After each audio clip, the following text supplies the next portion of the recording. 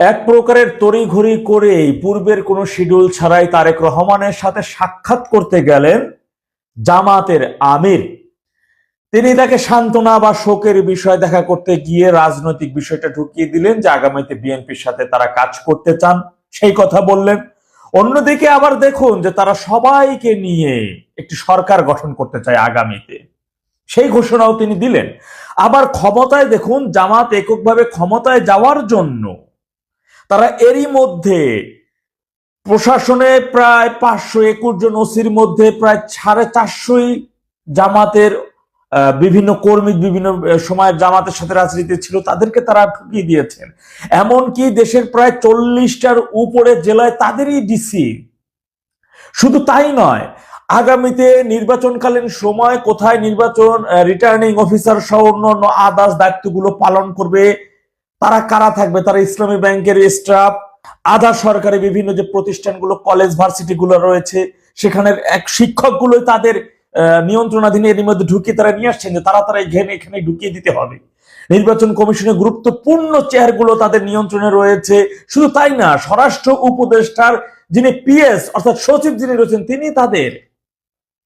আবার অন্যদিকে ক্ষমতার জন্য তলে তলে গোপনে ভারতের সাথে আতাত প্রেম, যা যেন খবরে না আসে। যখন রয়টার্স সেই খবর প্রকাশ করলো, বাংলাদেশের মিডিয়াগুলো প্রকাশ করলো, তখন বলতে রয়টার্সের খবর বাংলাদেশের মিডিয়া ভিন্নভাবে প্রচার করতেছে, আমি এর প্রতিবাদ জানাই।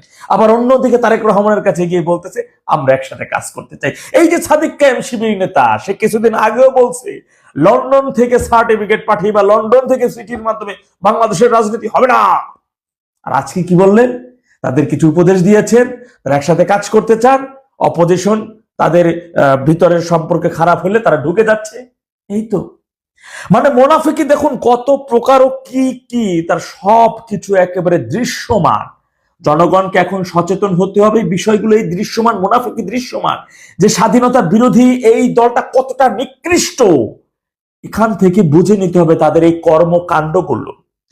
আপনারা দেখেছেন বিএনপি নিজেদেরকে স্বাধীনতার পক্ষের দল দাবি করে, কিন্তু 24-এর 5 আগস্ট থেকে এই পর্যন্ত সে বাংলাদেশের যতগুলো স্বাধীনতার স্মৃতিস্তম্ভগুলো আছে সবকিছু ধ্বংস হয়ে গেছে। জাতীয় মুক্তিযুদ্ধ জাদুঘরের ভিতরে সমস্ত কিছু যা স্মৃতিচিহ্ন যেগুলো ছিল সেগুলো ধ্বংস করা হয়েছে, বাকিগুলো লুটপাট করা হয়েছে, এগুলো আপনারা দেখেছেন। আজকে তাদেরই বিসিএস এর প্রশ্নে লেখা আসে প্রতিরোধ যুদ্ধ, পাক বাহিনীদের নামে আসে দখলদার বাহিনী। এটা কাদের রিক্রুট? এটা তো জামাতেরই। আমরা বিএনপিকে ওইভাবে বিশ্বাস করাটা আমার মনে হচ্ছে খুবই বোকামি হবে। দেখুন, বিএনপির সাথে এই স্বাধীনতা বিরোধী এই ঘৃণ্যতম দলটির সম্পর্ক যদি তারেক রহমানের সাথে ভালো সম্পর্ক হতো তাহলে 3 পুরুষের সম্পর্ক। জিয়াউর রহমান সর্বপ্রথম এই স্বাধীনতা বিরোধীদের এই দেশে রাজনীতি করার জন্য তাদের সার্টিফিকেট দিয়েছিল, ছাড়পত্র দিয়েছিল। বঙ্গবন্ধু খুনিদেরকে বিভিন্ন দেশে রাষ্ট্রদূত বানিয়েছিল।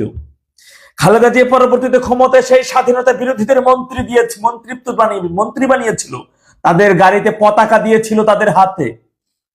সেই ইতিহাস ভুলে গেলে চলবে না। সুতরাং তারা তো তাদের অধিকার থেকে বলতে পারে যে আপনার বাপের সাথে আমরা কাজ করছি, আপনার মায়ের সাথে আমরা কাজ করছি, এখন আপনার সাথে আমরা কাজ করতে চাই।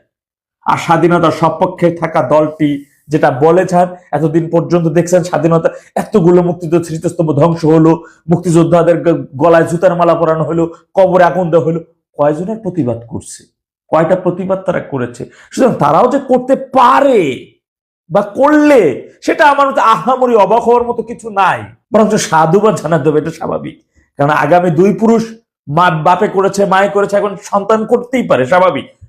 দেশবাসী আওয়ামী লীগের স্বাধীনতা নেতৃত্ব দানকারী দলের একেবারে তৃণমূলের সর্বশেষ কর্মীটাকে প্রস্তুতি নিতে হবে সংগ্রামের জন্য, চূড়ান্ত যুদ্ধের জন্য। সেজন্য সর্বোচ্চ নীতি নির্ধারণের জন্য সেই প্রস্তুতি নিয়ে রাখতে হবে। কি হতে যাচ্ছে, কি হবে, এটা কিছুটা হলেও তো এখন অ্যানালাইজ করতে পারছেন, করা যাচ্ছে বা দেখা যাচ্ছে স্পষ্টত আগামীতে কি হতে যাচ্ছে। অবৈধ, অসাংবিধানিক, বেআইনি একটি সরকারের অধীনে যে নির্বাচন হবে সেটাও বেআইনি হবে, তাদের এটা জানা উচিত, তাদের জানার কথা। সংবিধানের কোথায় অন্তর্বর্তীকালীন সরকার বলতে কোনো সে নাই, কোনো চ্যাপ্টার নাই এই বিষয়। তার অধীনে যা কিছু হচ্ছে সবকিছুই অবৈধ হিসেবে ঘোষিত হবে। সুতরাং একটা বাংলাদেশের বৃহত্তম রাজনৈতিক দল, স্বাধীনতা নেতৃত্ব দানকারী দলকে বাইরে রেখে যে নির্বাচন, সেই নির্বাচন যে কোনো মূল্যেই হোক না কেন বয়কট শুধু করলেই বসে থাকলে হবে না, সেই নির্বাচন পণ্ড করে দেওয়ার মতো প্রস্তুতি নিয়ে রাখতে হবে। কিসের নির্বাচন? স্বাধীনতা বিরোধীরা আর যাই হোক না কেন, স্বাধীনতা বিরোধী যারা দেশ চায় নাই তাদের এই দেশের মাটিতে রাজনীতি তো দূরের কথা, স্থানিত পাওয়ার কোনো কথা ছিল না। আজকে বিএনপিকে ঘোল খাওয়ানো হচ্ছে, আর কিছুই না। একদিকে বিএনপিকে বল তোমাদের সাথে আছি, আর অন্যদিকে ক্ষমতা যাওয়ার জন্য ভারতকে বলতেছে আমাদের একটু সাথে নেন, আমাদের পায়ে পড়ি। আবার ভারত যদি কিছু করে, তারপর অন্যদিকে নির্বাচন মাঠে তাদের লোক জায়গায় জায়গায় পয়েন্টে পয়েন্টে ভিতরে ভিতরে ভরে দেওয়া হচ্ছে। দেখা যাক তারেক রহমান কেমন ধরাটা খায়।